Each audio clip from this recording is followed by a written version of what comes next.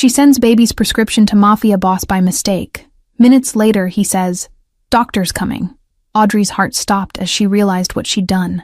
The prescription for her 6-month-old son's bronchial medication had been accidentally sent to a Boston crime lord instead of Dr. Wilson. Her trembling fingers hovered over the keyboard as she desperately tried to recall the email. But it was too late. The dreaded delivered notification mocked her from the screen. The wrong attachment containing her address, phone number, and Jeremy's medical records had landed in the inbox of someone called Wesley Porter. Cold sweat formed on her brow as panic set in. As a single mother barely making ends meet as a part-time nanny, this mistake could cost her everything. She'd heard whispers about Porter's ruthless reputation throughout the city's affluent neighborhoods where she worked. Jeremy's labored breathing from the nursery snapped her back to reality. His medication had run out yesterday, and without insurance, the refill would cost 3 weeks of groceries. She had been emailing the free clinic begging for assistance when autocomplete betrayed her. Her phone suddenly buzzed on the kitchen table, displaying an unknown number. Audrey stared at it, frozen in terror, as if the device itself might explode. On the 5th ring, she finally answered with a shaking voice. Hello? Ms. Audrey Pearson? The male voice was calm, deep, and terrifyingly precise. "I believe you sent me something intended for someone else. An interesting mistake." There was a pause that seemed to last forever. "A doctor will arrive at your apartment in 20 minutes. Audrey collapsed into a chair, confusion replacing her fear. "Doctor? I don't understand. Who is this?" But the line had already gone dead. She rushed to lock the door, then hesitated. If this mysterious caller wanted to harm her, a deadbolt wouldn't stop him. Exactly 19 minutes later, a soft knock echoed through her tiny apartment. Through the peephole, she saw an elderly man in a white coat holding a medical bag. Behind him stood a mountain of a man in an expensive suit, expression unreadable, arms crossed over his chest. With Jeremy's wheezing growing worse and few options left, Audrey made a decision that would change everything. She opened the door, clutching her son protectively to her chest, and faced whatever consequences her simple email error had set in motion. The doctor entered with a gentle smile, immediately focusing on Jeremy. "Let's have a look at this little fellow, shall we?" His hands were warm and confident as he examined the baby, while the suited man remained in the doorway, eyes scanning the shabby apartment. "I'm Dr. Faulkner, Ms. Pearson. Your son has significant bronchial inflammation, but this should help." He produced a small nebulizer and medication from his bag, far more advanced than anything the free clinic had offered. "I'll show you how to administer it properly." Audrey's suspicion fought with her relief as the doctor efficiently treated Jeremy, whose breathing eased within minutes. "I don't understand why you're helping us," she finally said, looking not at the doctor, but at the imposing figure still watching from the doorway. "Consider it a professional courtesy," the suited man finally spoke, his voice matching the one from the phone. "Mr. Porter believes in addressing misdirected communications personally." A business card appeared between his fingers. "He'd like to meet tomorrow, noon, this address." Audrey's fingers closed around the heavy cardstock bearing only an address in Boston's exclusive Beacon Hill neighborhood. "And if I refuse?" she asked, surprised by her own boldness as Jeremy slept peacefully in her arms for the first time in days. "Then you refuse," he replied with a slight shrug that somehow felt more threatening than reassuring. "But the medication, doctor." Faulkner left will last only 3 days. "Good evening, Ms. Pearson." Both men departed, leaving Audrey with a sleeping baby and a decision that felt impossible. Beacon Hill loomed before her like a fortress from another century, elegant brownstones guarded by wrought iron and old money. Audrey adjusted Jeremy in his carrier, smoothed her only presentable dress, and approached the address with her heart hammering against her ribs. The door opened before she could knock, revealing a slender woman with sharp eyes and a sharper suit. "Ms. Pearson, follow me." No introduction, no pleasantries. The interior of the home contrasted with its historic exterior, sleek, modern, and cold as a vault. She was led through corridors adorned with artwork worth more than she'd earn in a lifetime, past rooms where men in expensive suits glanced up from laptops and conversations, their eyes assessing and dismissing her in the same moment. Jeremy stirred against her chest. "Wait here." The woman gestured to a chair outside massive double doors, before disappearing through them. Audrey sat stiffly, ears straining to catch the murmured conversation beyond. A minute later, the doors swung open. "Mr. Porter will see you now." The office was a study in minimalist power, floor-to-ceiling windows overlooking Boston Harbor, a desk of polished concrete, and behind it, a man far younger than she had expected. Wesley Porter couldn't be more than 30, his sharp features set in an expression of practiced neutrality. Ms. Pearson. He didn't stand, didn't offer his hand. His eyes flicked briefly to Jeremy, then back to her face. Your email contained sensitive personal information that could be quite valuable in the wrong hands. I'm curious why a nanny would have my private address. Audrey swallowed hard. It was a mistake. Autocomplete. I was trying to email Dr. Wilson about Jeremy's prescription. She forced herself to meet his gaze, fighting the urge to shrink under his scrutiny. Thank you for sending the doctor instead of something else. Wesley's fingers tapped once on the concrete surface. Children shouldn't suffer for their parents' mistakes. For a moment, something flickered behind his cold expression. Gone so quickly, Audrey wondered if she'd imagined it. I've taken the liberty of having Dr. Faulkner transferred to your case permanently. Audrey's suspicion flared. Why would you do that? What do you want from me? The question hung in the air, her survival instincts screaming that nothing came without a price in Wesley Porter's world. Jeremy began to fuss, sensing her tension. Consider it an investment. Wesley's eyes followed her movements as she gently rocked Jeremy. Your employment situation is precarious. The families you work for, the Harringtons, the Montgomerys, are business associates. I prefer my associates' households to run smoothly. Disbelief warred with indignation in Audrey's chest. So I'm what? A business expense? A tax write-off for your criminal empire? The words escaped before she could stop them, hanging dangerously in the air between them as she immediately regretted her boldness. To her surprise, Wesley's mouth quirked slightly upward. Criminal empire? You've been watching too many films, Ms. Pearson. He stood in one fluid motion, buttoning his impeccable suit jacket. You've been struggling since Jeremy was born. Boston Children's Hospital has better specialists. I could never afford, Audrey began, but Wesley cut her off with a slight wave of his hand, circling his desk to stand before her. Up close, she noticed the faint shadows beneath his eyes, the tension in his jaw at odds with his controlled demeanor. It's arranged. Weekly appointments, starting tomorrow. My driver will collect you.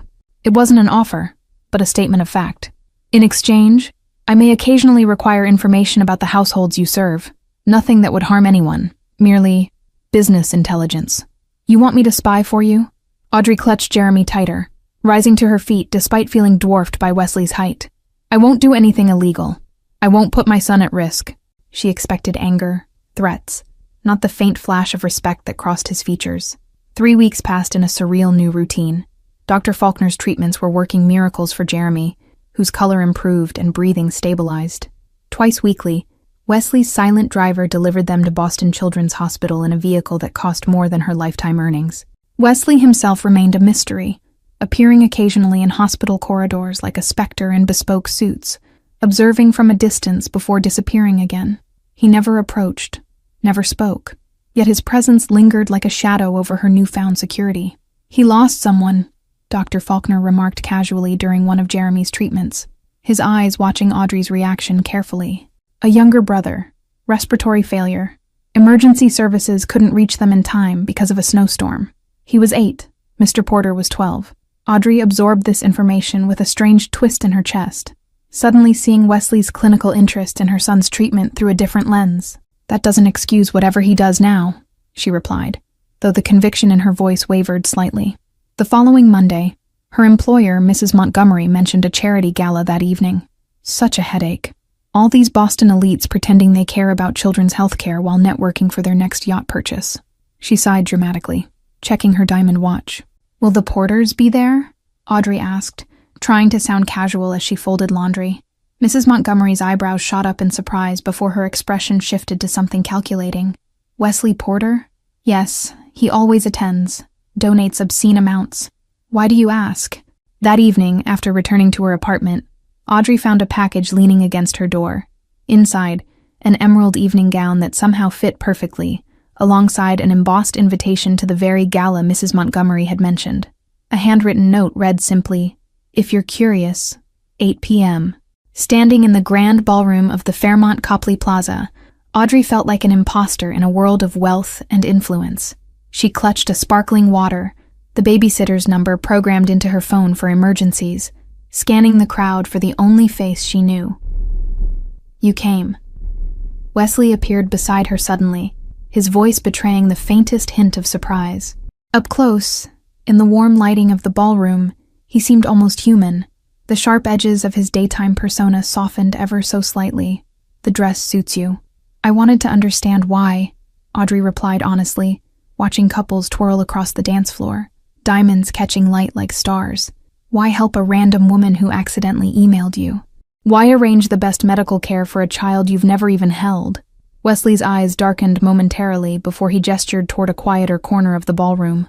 "Sometimes mistakes lead us exactly where we need to be. My brother Ethan's death taught me the price of being unreachable, of systems that fail those who need them most." As they spoke, pieces of Wesley Porter emerged from behind the calculated facade. A boy who'd watched his brother struggle for breath on a stormy night. A teenager who'd vowed never to be powerless again. A man whose empire was built partly on legitimate medical technology investments. "That doesn't explain why you're helping us specifically," Audrey pressed, sensing there was more he wasn't saying. Wesley studied her for a long moment, his expression unreadable in the dimmed lighting, the distant music providing a soundtrack to their standoff. "Perhaps I recognize something in your email, the desperation of someone who would do anything to save her child." His voice dropped lower, meant only for her ears. "Or perhaps I'm simply tired of building walls that keep everyone at a distance. Either way, Ms. Pearson, here we are." Audrey felt a shift in the air between them, something undefined, yet undeniably significant. "My friends call me Audrey," she offered, surprising herself with the implicit invitation in those words. Wesley's carefully controlled expression wavered for just a moment. "I haven't had friends in a long time," Wesley admitted, as they stood on the balcony overlooking Boston's glittering skyline. The April breeze carried the scent of new beginnings, rustling through Audrey's carefully styled hair. "My position doesn't allow for many genuine connections." Audrey watched his profile, noticing how he subtly scanned every entrance, exit, and person who passed too close. "That sounds lonely," she said simply, without pity or judgment. "Jeremy is the only real connection I have too. Everyone else just sees a struggling single mother." Their conversation was interrupted by a commotion inside. Mrs. Montgomery, champagne glass in hand, approaching with a cluster of Boston's elite. "Wesley, there you are. And, Audrey?" Her employer's voice shifted from silky to sharp in an instant. "What are you doing here?" "Ms. Pearson is my guest," Wesley stated, his tone returning to that cool authority that brooked no argument. The transformation was immediate and complete, the glimpse of humanity tucked away behind his carefully constructed facade. "She's consulting on a children's healthcare initiative." Mrs. Montgomery's skeptical gaze darted between them, calculation visible behind her social smile. "How charitable of you." The word dripped with insinuation as she rejoined her husband, whispering furiously. Audrey felt the weight of curious stares from across the ballroom. The next morning, Audrey was fired. "It's inappropriate to fraternize with our business associates," Mrs. Montgomery explained with a thin smile, handing her a final paycheck. "We require someone who understands professional boundaries. You have until the end of the week to find another position." Wesley's reaction was swift and cold. "You'll be compensated for twice your salary until you find suitable employment," he stated when she called him, his voice betraying no emotion. "And Jeremy's treatments will continue regardless. This is non-negotiable." "I don't want your money," Audrey insisted, pride flaring despite her precarious situation. "I need to stand on my own feet. I've been doing it since Jeremy's father walked out when he learned I was pregnant." The admission escaped before she could stop it. Vulnerability she rarely showed. An unexpected silence followed, before Wesley spoke again, his voice different somehow. "I understand pride, Audrey, but sometimes accepting help isn't weakness. It's strategy." A pause. "My mother refused assistance after my father abandoned us. That stubbornness almost cost Ethan his life before the storm did. 3 days later, Audrey received a call from Boston Children's Hospital, offering her a position in patient family services. Your experience as a mother with a chronically ill child makes you uniquely qualified, the administrator explained. The recommendation from Dr. Faulkner was quite compelling. She accepted the position knowing full well who had orchestrated it. Feelings conflicted between gratitude and wariness. The job was perfect. Decent salary, flexible hours accommodating Jeremy's medical needs, and work that actually meant something. Wesley's invisible hand both comforted and concerned her. Weeks passed as spring bloomed across Boston. Jeremy's health improved dramatically under the specialized care. While Audrey found purpose in guiding other frightened parents through the medical maze she'd navigated herself, Wesley remained a peripheral presence, checking in with brief texts or appearing momentarily at the hospital. Their orbits gradually pulled closer, despite Audrey's lingering reservations. Coffee in the hospital cafeteria became dinner at quiet restaurants, conversations extending beyond Jeremy's health to books they'd read, places they'd seen, dreams deferred by circumstance. Wesley listened with an intensity few had ever shown her. One rainy evening, as thunder rattled the windows of her apartment, Jeremy woke screaming from a nightmare. Before she could fully calm him, a knock at the door revealed Wesley, soaked from the storm, concern etched across features usually kept carefully blank. "I was nearby. Is he all right?" The lie was transparent. His Beacon Hill home was across the city. Yet something shifted as Audrey let him in and watched this powerful man awkwardly hold out a finger for Jeremy to grasp, the baby's cries subsiding as he studied this new person with wide, curious eyes. "He likes you," Audrey observed with surprise as Jeremy babbled contentedly in Wesley's hesitant arms.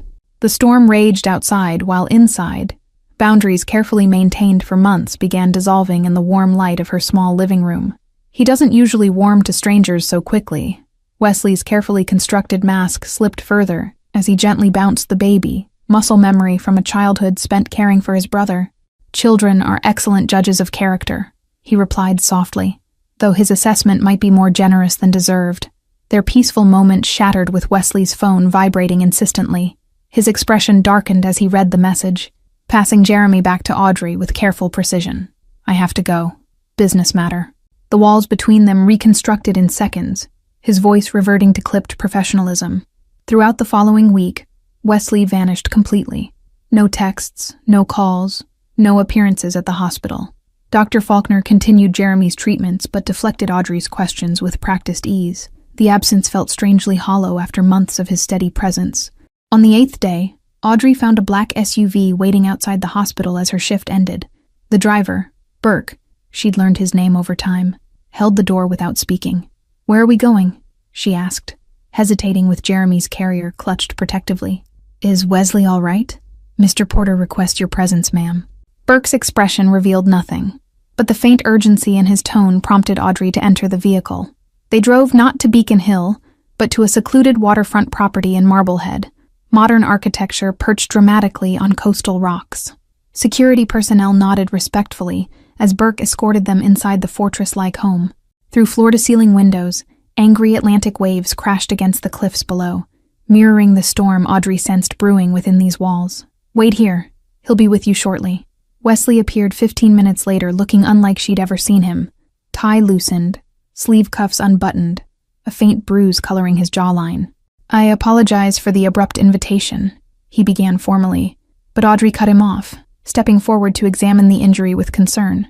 "What happened?" she asked directly, medical training overriding her hesitation. Wesley tensed at her proximity before unexpectedly relaxing, allowing her fingers to gently probe the bruise. "Business disagreement. Nothing unusual." The practiced dismissal couldn't mask the weariness in his voice. "You disappeared for a week because of a business disagreement?" Audrey challenged, settling Jeremy on a plush sofa surrounded by pillows. "I was worried." The admission hung between them, more revealing than she'd intended. Wesley's carefully maintained control faltered momentarily. "Worried is appropriate," he finally conceded, moving to pour a drink from a crystal decanter. "Some former associates are disputing a recent business acquisition. They've expressed their disapproval, colorfully." He gestured vaguely toward his bruised face. "They've also been making inquiries about you and Jeremy." Cold fear washed through Audrey as she instinctively moved closer to her son. "What kind of inquiries?" Her voice remained steady, despite the panic building in her chest. "Why would anyone care about us?" Jeremy babbled happily, blissfully unaware of the tension suffusing the room. Wesley's expression hardened into something dangerous as he set down his untouched drink. "Because they believe you matter to me, and in their world, that makes you leverage." He approached slowly, keeping a respectful distance. "I brought you here because this property is secure. You'll stay until the situation resolves." "You can't just decide that," Audrey protested, though the fear for Jeremy tempered her indignation. "My job, our apartment." Wesley cut her off with a gentle but firm shake of his head. "Already handled." The hospital believes you're taking personal leave. Your belongings are being packed as we speak. How long? Audrey asked after a tense silence, recognizing the gravity behind Wesley's controlled demeanor. Something in his world had shifted dramatically, and she sensed arguing would be both futile and potentially dangerous. Not from him, but from whatever threat had driven him to these measures. 3 days, perhaps a week. Wesley's answer was clipped, professional, as if discussing a business transaction rather than their lives. My security team will remain with you at all times. The staff has prepared rooms for you and Jeremy upstairs. He moved toward the door, already retreating emotionally. That's it? You uproot us without warning. Tell me some vague threat exists. Then just leave? Audrey's voice rose despite her best efforts to remain calm. If we're in danger because of our connection to you, don't we deserve the full truth about what that means? Wesley paused, conflict visible in the tense line of his shoulders before he turned back. The truth is complicated, Audrey. My business operates in gray areas, legal structures with occasionally illegal methods. I've been systematically dismantling certain operations that crossed ethical lines. Criminal operations, she clarified, needing the honesty between them. Wesley didn't flinch from her direct gaze. Yes, inherited from my predecessor along with the legitimate businesses. The transition hasn't been smooth, particularly with a faction led by someone called Harlan. Jeremy began fussing, sensing the tension in the room. Audrey lifted him automatically, the soothing motion of rocking her son grounding her as she processed Wesley's words. So we're collateral damage in your corporate power struggle. The statement carried no judgment, merely assessment. No. The single word emerged with such force that both Audrey and Jeremy startled. Wesley crossed the room in 3 quick strides, stopping just short of touching them. You are why I'm accelerating these changes. Meeting you, seeing Jeremy, it clarified certain priorities. The confession hung between them, transforming the air in the room to something electric and uncertain. I never intended to involve you in this world, Wesley continued, his carefully maintained control slipping to reveal something raw underneath. But I can't seem to stay away from either of you. Audrey felt her heartbeat accelerate, Jeremy warm and solid against her chest as an anchor in this storm. I don't need protection from the truth, she said finally. Whatever is happening, whatever decisions you're making, I deserve to understand the risks I'm facing because of them.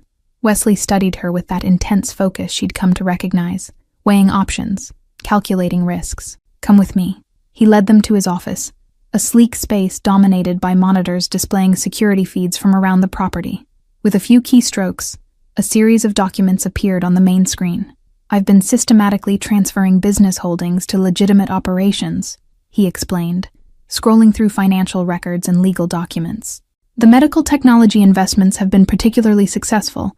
Boston Children's Hospital's new respiratory research wing, that's Porter money laundering itself clean. Audrey absorbed this information, understanding dawning slowly. You're getting out of the family business. The realization was both shocking and somehow inevitable. That's why someone hurt you. They don't want things to change. Jeremy reached for the colorful graphs on screen, oblivious to their significance. The old guard believes strength comes from fear, from controlling people through their weaknesses. Wesley's voice had taken on an educational tone, as if discussing business theory rather than criminal enterprises. I've learned that real power comes from healing those weaknesses instead. A soft ping from one of the monitors interrupted them. Wesley's expression shifted instantly to alert focus as he typed rapidly, security camera feeds cycling through different areas of the property. Burke, he spoke into an intercom. Protocol Omega, East Perimeter breach.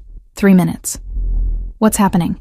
Audrey clutched Jeremy tighter as Wesley moved to a painting on the wall, revealing a hidden safe. He withdrew a handgun with practiced efficiency, checking it before securing it in a shoulder holster beneath his jacket. Wesley, you're scaring me. What is Protocol Omega? It's a security measure. He approached them calmly, though the tension in his movements betrayed the urgency of the situation. Harlan's men have found us more quickly than anticipated. Burke will take you and Jeremy to a secure location while I handle this. It's a precaution, nothing more. The door opened to reveal Burke and 2 other security team members, expressions grim and professional. Safe room is prepped, sir. Car standing by at the tunnel exit if needed. Burke extended his hands toward Audrey. Ms. Pearson, please come with us immediately. Time is limited. Audrey instinctively stepped back, one protective arm around Jeremy. I'm not going anywhere until someone explains exactly what's happening, she insisted, fear crystallizing into determination. Who is coming here? What do they want? And why do you need that gun if it's just a precaution? They want leverage against me, Wesley answered with stark honesty, glancing at the security feeds where dark figures now approach the property perimeter. And they believe you and Jeremy are that leverage. They're not entirely wrong. The admission cost him visibly, vulnerability breaking through his carefully constructed walls. A thunderous crash from outside made the decision for them. Go, Wesley commanded, his voice leaving no room for argument as he handed Audrey a secure satellite phone. If anything happens to me, press the red button. It connects directly to my attorney. He has instructions. Burke swept Jeremy from Audrey's arms with surprising gentleness, leading them through a hidden door behind the bookcase. The passageway was narrow but well lit, descending deep beneath the cliffside mansion. Mr. Porter has prepared for every contingency, ma'am, Burke assured her. The safe room resembled a luxurious underground apartment, stocked with everything from baby supplies to medical equipment. A wall of monitors displayed camera feeds from throughout the property, where dark figures now moved with military precision. Audrey watched in horror as Wesley confronted them alone. He's going to get himself killed, she whispered, clutching the satellite phone. On screen, Wesley stood in his office, eerily calm as 3 armed men entered. Their leader, presumably Harlan, was older, with the confident posture of someone accustomed to violence. Their conversation was inaudible, but clearly hostile. Tension radiated through the safe room as the silent drama unfolded above. Burke maintained a professional demeanor, but his white-knuckled grip on his weapon betrayed his concern. Mr. Porter has handled worse situations, he offered, though his eyes never left the security feed. Jeremy began crying, his little face reddening with distress at the tense atmosphere. Audrey tried to soothe him while keeping one eye on the monitors, where the confrontation appeared to be escalating. Harlan gestured angrily, while Wesley remained unnaturally still, his back to the camera. A sudden movement, a flash of light, and Wesley crumpled to the floor. Audrey's scream caught in her throat as Burke instantly moved to the communication panel. "Protocol Crimson," he barked into the microphone. "Principal down. Hostile takeover in progress. Activate Contingency 7. What does that mean?" Audrey demanded, clutching Jeremy tightly as alarms blared throughout the hidden bunker. "Is he dead? What happened?" She couldn't tear her eyes from the monitor where Wesley lay motionless, while Harlan's men ransacked the office, clearly searching for something. "Tranquilizer dart, not a bullet," Burke explained, efficiently gathering emergency supplies. "They want information from him. That buys us time, but not much." He pressed a series of buttons on a wall panel, revealing another hidden passage. "This leads to the boat dock. We need to move now." "I'm not leaving him." Audrey's decision crystallized instantly, surprising even herself with its certainty. "You take Jeremy somewhere safe. I'll stay. They don't know about the safe room, and I can help Wesley when they're gone." The maternal ferocity in her voice brooked no argument. Burke's professional mask slipped momentarily, revealing genuine concern. "Ms. Pearson, with all due respect, Mr. Porter would never forgive me if I let anything happen to you. His explicit instructions were to protect you and Jeremy at all costs, including his own life if necessary. And I'll never forgive myself if I run while he's in danger because of us." Audrey handed the crying Jeremy to Burke, whose trained arms automatically adjusted to support the infant. "He needs his medication every 6 hours. There's formula in the diaper bag. Please, keep my son safe." Burke's internal struggle played across his face before military training reasserted itself. 24 hours. If you haven't made contact by then, I activate the final contingency. He showed her how to access the medical supplies, the weapons cache, the emergency exits. "Mr. Porter values you. Don't make his sacrifice meaningless." After Burke disappeared with Jeremy through the escape tunnel, Audrey turned back to the monitors. Above her, Wesley was now conscious but bound to a chair, blood trickling from his temple as Harlan circled him like a predator. Her heart raced as she assessed her options, the hospital training kicking in: triage, stabilize, intervene. Audrey had spent her life being underestimated, by Jeremy's father who abandoned them, by employers who saw only a desperate single mother, by a society that dismissed her struggles. Now that invisibility would become her weapon as she prepared to save the man who had saved her son. For hours, Audrey watched the interrogation unfold, memorizing the guards' rotation patterns while gathering supplies from around the safe room. Wesley revealed nothing despite Harlan's escalating methods, his face remaining impassive even as the questioning turned physical. His endurance was both impressive and horrifying to witness. When darkness fell and the guard count dwindled, Audrey made her move. The ventilation system connecting the safe room to the main house was tight but navigable, designed as an emergency escape route. She crawled through with medical supplies and a small canister Burke had labeled non-lethal deterrent. The house was eerily quiet as she emerged into a darkened hallway closet, her heart pounding so loudly she feared it would give her away. 2 guards remained with Wesley in the office while Harlan had retreated elsewhere to make calls. The timing would need to be perfect. Still protecting that woman and her kid? One guard taunted, visible through the partially open office door. Harlan's men will find them by morning. Should have stayed in your lane, Porter. Kept to the old ways. The boss was grooming you to take over everything, not dismantle it. Wesley's response was too quiet for Audrey to hear, but whatever he said made the guards laugh cruelly. Weakness? That's what happens when you let people matter to you. The guard checked his watch. Harlan will be back in 20 minutes. Last chance to save yourself some pain. The moment the guard stepped into the hallway for his cigarette break, Audrey struck. The canister released a quick-acting sedative gas that dropped him silently to the floor. She dragged him into the closet with strength born of desperation, acquiring his weapon and access card before proceeding to the office.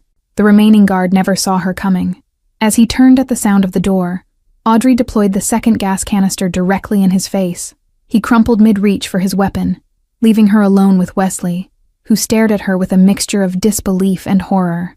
Blood matted Wesley's hair where Harlan had struck him repeatedly, the controlled businessman facade stripped away to reveal something raw and human beneath. Despite his injuries, his eyes retained that calculating intelligence, quickly assessing their precarious situation as alarms began to sound throughout the compound.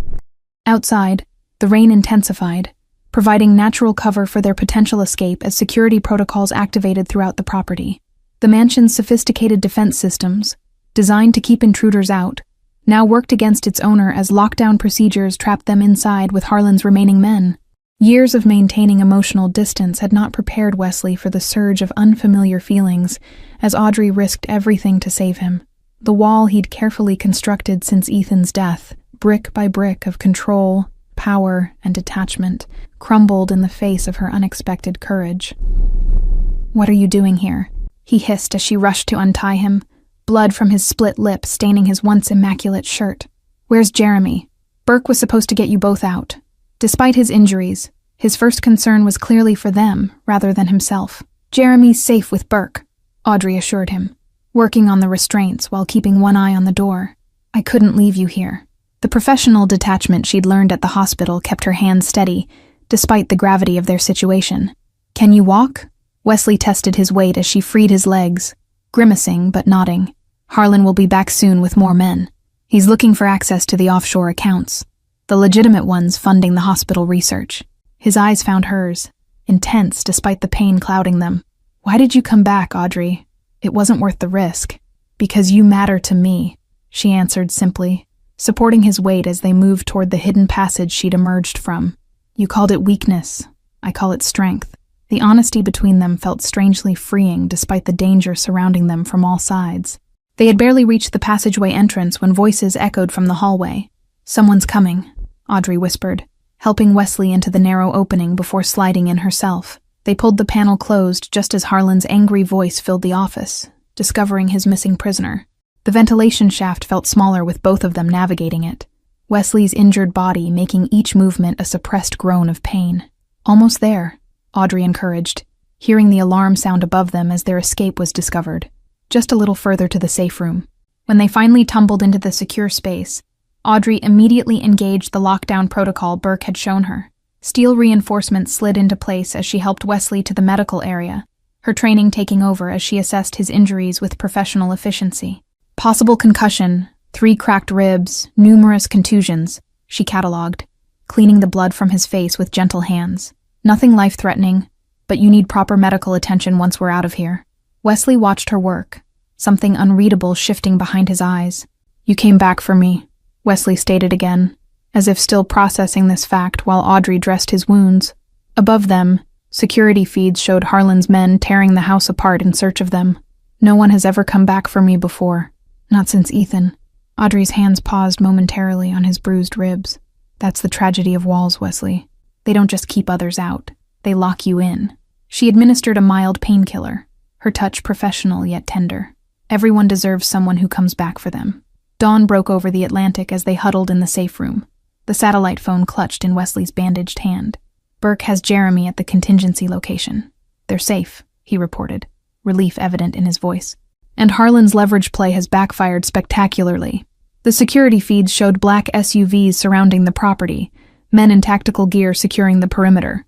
Not Harlan's people, Wesley explained, noting Audrey's alarm. Mine. Former military specialists I keep on retainer for situations like this. Harlan severely underestimated my contingency planning. Within hours, the property was secured. Harlan and his men had been detained for questioning by relevant authorities, as Wesley cryptically explained. Audrey didn't press for details, understanding some things were better left in the gray areas between legal and necessary. Burke returned with Jeremy that afternoon, the baby squealing with delight at seeing his mother. As Audrey clutched her son, breathing in his familiar scent, she caught Wesley watching them with naked longing, not just for her, but for the connection they represented, the family he'd lost and never rebuilt. What happens now? Audrey asked later as they sat on the cliffside terrace, Jeremy napping peacefully between them. The question encompassed everything: his business, their safety, the undefined relationship that had developed amid crisis and revelation. Can you ever really leave that world behind? Wesley's gaze remained on the horizon, where sea met sky in an endless blue expanse. The transition was already 90% complete. After today, accelerating the timeline becomes necessary. He turned to face her fully. I've been preparing to walk away for 3 years. Meeting you and Jeremy just gave me a reason to finalize it. And Harlan? Audrey couldn't help asking, needing to understand the dangers that might still lurk in their future. Wesley's expression hardened briefly before settling into something more resolved. Facing federal charges based on evidence I've been gathering. His associates are making similar arrangements as we speak. The weight of uncertainty that had pressed on Audrey since that first accidental email finally began to lift. So Jeremy's medical care, my job at the hospital, those weren't just elaborate schemes to manipulate me. The question held no accusation, merely a need for clarity as they stood at this crossroads. The manipulations were there, Wesley admitted, honesty between them now as natural as breathing. But not in the way you think. I arranged opportunities, yes, but your capabilities earned everything else. The hospital administrator sings your praises weekly. You've transformed the family support program. Audrey absorbed this, appreciating his candor even when it wasn't flattering. And us? Whatever this is between us, was that calculated too? She gestured to the space between them, this undefined connection that had survived threats both external and self-imposed. Another strategic investment? The Ethan Porter wing's construction had already begun, architectural plans showing expansive glass walls designed to eliminate the claustrophobic feel of traditional hospital settings. Wesley had insisted on natural light flooding every treatment room, a direct response to his brother's final days spent in sterile fluorescent spaces devoid of warmth or comfort.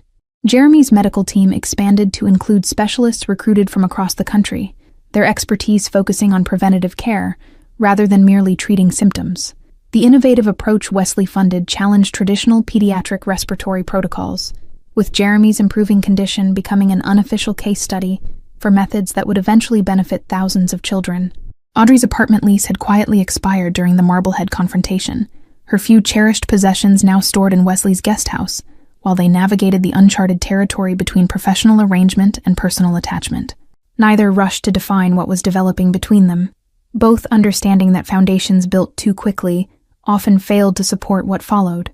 A genuine smile transformed Wesley's face, erasing years of practiced coldness. That was my greatest miscalculation. I intended to help from a distance, professional assistance only. I never planned on game nights with a 6-month-old, or hospital cafeteria coffee that tastes like cardboard, or finding myself parked outside your apartment during thunderstorms, because they remind you of the night you lost Ethan, Audrey finished softly, the pieces of his carefully guarded past finally forming a complete picture. Wesley nodded, vulnerability no longer hidden behind walls of control and power. I thought I was protecting Jeremy. I didn't realize I was also healing myself. 2 weeks later, Boston Children's Hospital announced an unprecedented donation, establishing the Ethan Porter Wing for respiratory disorders, with state-of-the-art facilities available regardless of patients' insurance status. The press release listed Wesley Porter as the primary benefactor, his company now fully divested from its shadowy origins. Audrey watched from the audience as Wesley delivered a brief, powerful speech about second chances and unexpected paths. Jeremy babbled happily in her lap, healthy and thriving thanks to a mistaken email that had connected them to the most unlikely ally. Sometimes, she realized, our biggest mistakes lead us exactly where we need to go. The journey from that desperate night when she'd accidentally sent her son's prescription to a feared mafia boss had been neither simple nor safe. But as Wesley stepped down from the podium, his eyes finding hers with a warmth once thought impossible, Audrey knew with absolute certainty that some mistakes were truly worth making. Thank you all for following this story. If you're enjoying it, write in the comments where you're watching from. And don't forget to like, subscribe, and share this video, because your support is important for me to continue creating content here.